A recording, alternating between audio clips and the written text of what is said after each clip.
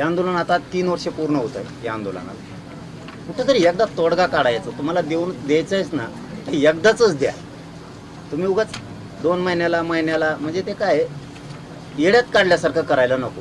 जसं की येड्यात काढल्यासारखं म्हणजे काय, आम्ही भोळे बापले लोक आहेत, आम्ही तुमच्यावरती विश्वास ठेवायचा आणि ते येड्यात काढल्यासारखं होऊ नये. आंदोलन सुरू असलं त्या काळामध्ये यायचं आणि शासन निर्णय करायचे. आणि मग माणूस काय करतो, भोळ्या आशेनं माझ्या समाजाचं कल्याण झालं म्हणून आम्ही कुठंतरी उठतो. पण कुठंतरी एक बघा, आपण जे म्हणतो ना एक रक्ताची माया असती, ती माया कुठंतरी गुंतलेली असते. म्हणून आपण आपला माणूस म्हणून चेहऱ्याकडे बघून विश्वास ठेवतो. तो विश्वास सार्थ करण्यासाठी कामं पटापट करा.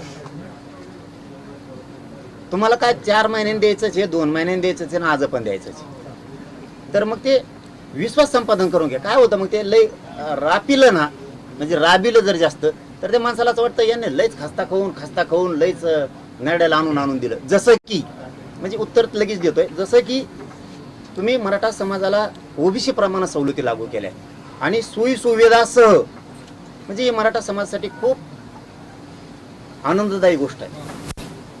तुम्ही JR काढलाय 5 जूनला, आज हे 19 जून. शाळेत 100% आता आमच्याकडून फीस घेतली. म्हणजे आपण जे म्हणतो ना गोड बोलून येड्यात काढल्यासारखं ना ते नसावं. जर सरकार सांगतंय इथं की संबंधित प्रशासकीय विभागामार्फत योजनांची तात्काळ अंमलबजावणी करायची, मग अधिकारी मोठे झालेत का सरकारला अधिकारी बदनाम करणार आहेत याचं उत्तर तरी मला एकदा द्या.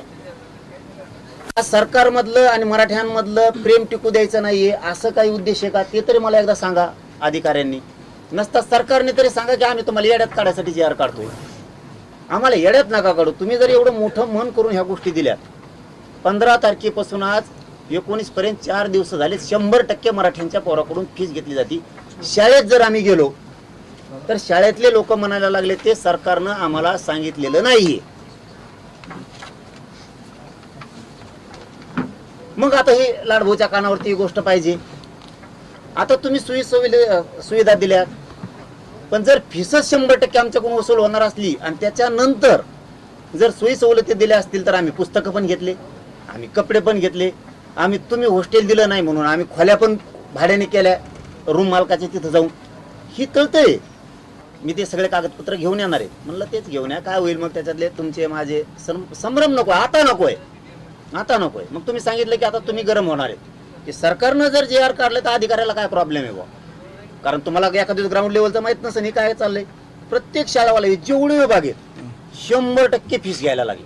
आता वैद्यकीयमध्ये फीस बदणार सोपं नाही राहिलं. मग वैद्यकीयवाले आम्हाला, तंत्र शिक्षणावाले आम्हाला सुविधा आणि सोयी देत नाहीयेत. तोपर्यंत आम्ही काय करणार. शिक्षण व्हायला नको जायला. आम्ही गरीब असे येतं